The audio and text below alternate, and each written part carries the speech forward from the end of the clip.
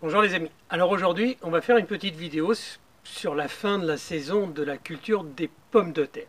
Ça fait déjà à peu près 3 ans qu'on s'exerce dans notre potager à vous montrer comment on fait la pomme de terre, que ce soit en pleine terre, que ce soit sur gazon. Et après les récoltes des pommes de terre, comment protéger ces pommes de terre des parasites, et puis comment les conserver, et puis la grande playlist des très nombreuses recettes de cuisine de pommes de terre. Donc vous avez une playlist pommes de terre, je vous aime, que vous retrouverez dans cette vidéo aussi. Donc on va vous parler un peu des différentes variétés. Et puis comment on fait son cheptel. Parce que pour l'année prochaine, vous allez racheter des pommes de terre. Alors, pour pouvoir faire ses propres plants, donc ces semis de pommes de terre qui sont en réalité des plants, vous prenez des pommes de terre qui sont toutes à peu près de cette taille-là, peu importe la variété. Vous trouverez toujours à peu près des pommes de terre. Vous voyez, ici c'est la Prospère, ça c'est la Dolwen, la fameuse corolle bretonne, et ça c'est de la Désirée. Alors 3 variétés totalement différentes pour les résultats au niveau du goût. La Prospère, très charnue, très gros rendement. Vous vous rendez compte qu'un petit truc comme ça, et ça vous fait à peu près 7 à 8 trucs comme ça. Vous avez un rendement complètement fou. Je crois qu'on a planté 3 kilos de petites pommes de terre avec un résultat qui est de l'ordre de 80 kg, donc un rendement exceptionnel cette année. Ceci étant, c'est pas la canicule qui a fait que les pommes de terre étaient grosses, ça aurait plutôt été le contraire, mais j'ai eu la malice systématiquement et toutes les semaines de creuser entre mes pieds de pommes de terre, et dès que je voyais que le socle des racines commençait à être sec, j'ai arrosé régulièrement, pas trop, mais juste ce qu'il a fallu, et résultat, on a une très belle récolte encore cette année.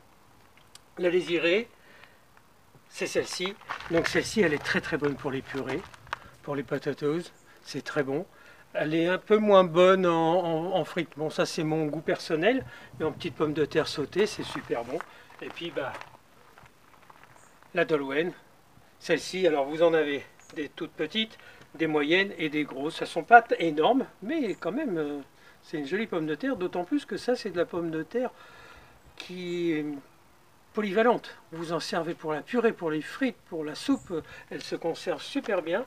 Et si vous voulez faire des pommes de terre en conserve, la Dolwen et la pomme de terre rêvez. Vous prenez des pommes de terre de ce calibre-là et vous faites votre conservation.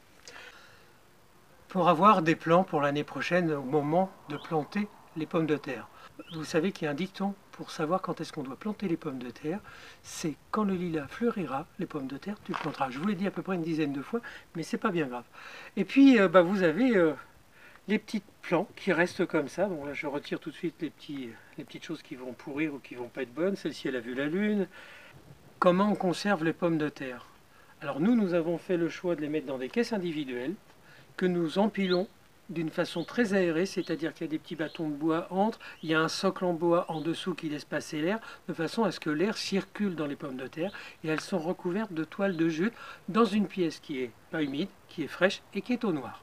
Voilà, donc il ne faut pas que ça voie la lumière, et ça va se conserver nettement plus longtemps. Alors mes grands-parents à moi, ils avaient une petite pièce dans la ferme où ils mettaient tout ça en tas, et puis au fur et à mesure ça pourrissait, on allait là-dedans, on faisait le tri. C'était pas forcément la meilleure des façons, mais c'est aussi une des anciennes façons qui se pratiquaient à l'époque. Bien ensuite, forcément les pommes de terre, elles vont à un moment ou à un autre commencer à germer l'année prochaine. Donc qu'est-ce qu'on fait? On prend la pomme de terre, dès qu'il y a le premier germe, on retire tous les germes, et à partir de ce moment-là, on les met à germer une deuxième fois, c'est-à-dire que là on les étale sur d'autres cagettes de façon à ce qu'elles soient individuelles, parce que des pommes de terre qui sont toutes regroupées dans un petit sac comme ça à germer, toutes les germes vont s'entremêler, et quand vous allez vouloir ouvrir votre sac, tous les germes vont tomber. Donc on les met bien sur des clayettes bien propres, et on les garde à l'abri de la lumière. Et après, je vous renvoie sur toutes nos vidéos, je vais vous donner la liste. Sous la vidéo, dans la description, c'est le petit texte qui est en dessous de la vidéo, vous allez retrouver tous les liens de ces vidéos. Vous avez la première vidéo qui est la plus importante, c'est comment planter ses pommes de terre en préparant son terrain. La deuxième, c'est les 5 solutions écologiques pour lutter contre les parasites de la pomme de terre. La troisième, c'est comment on plante des pommes de terre sur gazon, ça on avait fait le test. Les retours sur la culture des pommes de terre sur gazon. Enfin, je vous parlais des conserves de pommes de terre Vous aurez aussi le lien et puis la playlist que je vous ai parlé au début de la vidéo où vous avez une bonne trentaine de recettes de pommes de terre. Voilà, c'est la playlist avec pommes de terre, je vous aime. C'est la consécration pour Sandrine, c'est son grand bonheur, elle adore les pommes de terre. Je sais, on ne dit pas on adore, on aime normalement, mais Sandrine adore les pommes de terre. Je vous laisse sur cette vidéo. Avec ce petit panel de vidéos, ce petit ensemble, vous avez à peu près de quoi faire toutes sortes de pommes de terre. Après, chaque variété se plante plus ou moins profond, plus ou moins espacé, plus ou moins avec des rangs plus larges. Il y a toujours plus ou moins la même chose. Après, il y a des variétés. Ce que je peux finir par vous dire, c'est que quand vous récoltez vos pommes de terre, ce n'est pas garanti que vous aurez une grosse récolte.